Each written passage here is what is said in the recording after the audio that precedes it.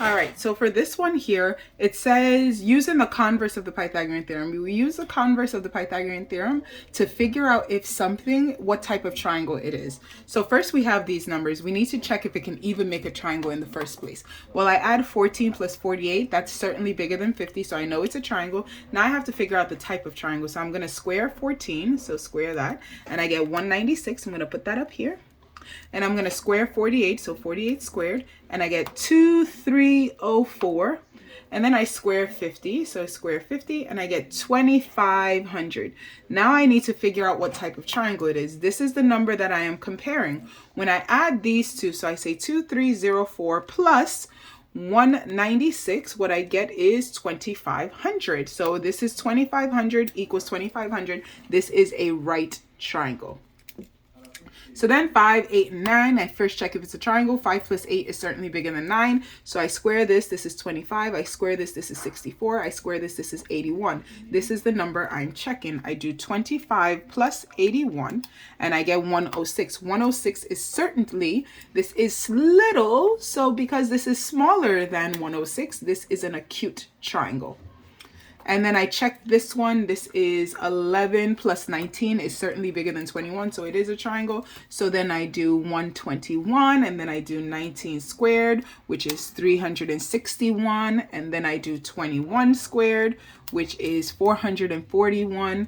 I add 121 again. This is the number I'm checking to see if it's big or little. So I do 121 plus 361, and I get 482. 482 is so much bigger than 441. So therefore I know that this is again an acute triangle. And I keep doing the same thing here. I'm going to check this one. I'm hoping to get one obtuse. If I don't get an obtuse, I will post the answers to this, but just so you don't have to, you get the idea. That's 49, that's 100, that is 256. So I'm going to put a box around that. That's what I'm comparing. 100 plus 49 is, and this is a triangle because that's 17. 100 plus 49 is 149. This is certainly bigger than that. So good. We found our obtuse triangle. That's an obtuse. And you do the same thing for the other two. All right, a rectangular painting has a height of 36, so height 36, and a diagonal of 45, diagonal 45. It says find the perimeter of the painting. Well, if this is 36, this is 36, but we have to use Pythagorean theorem to find here. So in Pythagorean theorem is a squared plus b squared equals c squared. We have a, if you want, so that's 36 squared plus b squared equals 45 squared. So then we find out what 36 squared is, and that is 1296 plus b squared equals 45 squared, and that is 2025. We do a little bit of a subtraction, so that's 11296, and we get 729. So I know that b squared equals 729. Then I go ahead and square root that, and then when I square root 729, I get 27. So this is 27. But remember, you have to go back and make sure you're answering the question. It said find the perimeter of the painting. So I do 27 times 2 plus, and I do 36 times 2 because there's two 36s in there, and I get 126. The perimeter is 126. Now, some of you would have stopped just by finding the length of the base, but here's the thing. It asks you for the perimeter, so don't stop there. The length of the diagonal of a rhombus. Now, a rhombus looks like this. So this is one way I can draw my rhombus. Here's a rhombus. Now, it says the length of the diagonals are 16 and 24. The reason why it says the length of two diagonals are 16 and 24 is because the diagonals of a rhombus are not congruent. However, they do bisect each other. So I know that there's an 8 here, there's a 12 here. And because it's a rhombus, I know there's all right angles in there. So my triangle actually looks like this, where there's a 12 here, there's an 8 here. I don't care whether you put the 8 here or the 12 here, it's still the same thing. And it said find the perimeter of the rhombus. Well, that means I need to find the length of this side, and I need to do the same thing because it's a rhombus and we know all the sides are congruent. So I'm going to do 8 squared plus 12 squared, and I get 208. So 8 squared is 64 plus 144, and equals c squared. So 208 equals c squared. It says leave your answer in radical form, so I square root 208. I first find out that it's a decimal. It says leave your answer in radical form, so I have to break down the 208. So two numbers, I know 2 times 104. And then I break down 104. I know that's 2 times 52. and then I break down the 52, I know that's 2 times 26. Oh, there's a lot of 2's in here. I break down the 26, I know that's 2 times 13. So that means I have a 2 here. That 2 came down here. I have a 2 here. That 2 came, and then this 2 right here, I write it here.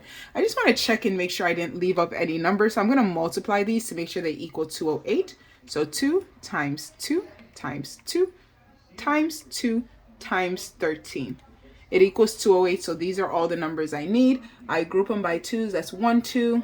Second 2, 13 doesn't have a pair. So 2 times 2 is 4. So that means this is 4 square root 13, which means all the sides of 4 square root 13. 4 square root 13, remember it is a rhombus. 4 square root 13 and 4 square root 13. So now I need to add all of that together. Remember, do not add the radicals, just add the coefficients. So that is 4, 1, 2, 3, 4 times. So your answer is 16 square root 13. That would be the answer for the perimeter. One diagonal of a rhombus has a length of 14, and the perimeter is 36. Find the length of the other diagonal. So again, I'm going to draw my rhombus like this. And they told me that one diagonal has a length of 14. They said the entire length, so that is a 7 here. And then they said the perimeter is 36. Because all the sides are congruent, I do 36 divided by 4, which gives me 9. So all the sides are 9. So again, I just need to find this side right here using the Pythagorean theorem. It says leave your answer in radical form. So I draw my little triangle here. I'm looking, this is 7, this is 9. I'm looking for here. I know 7 squared plus x squared equals 9 squared. So then I do 81, which is 9 squared, minus 49, which is that. So I get that x squared equals 32.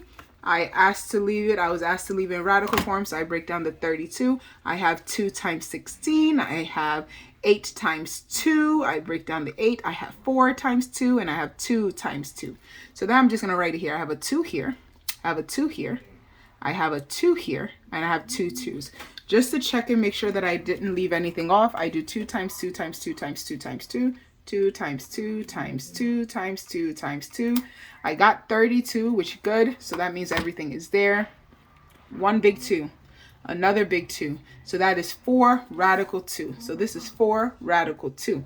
That means this is 4 radical 2. And because they asked me the whole other, I add these two together. Remember, do not add the radicals, just add the coefficients. So the other diagonal is 8 radical 2. That would be the answer there.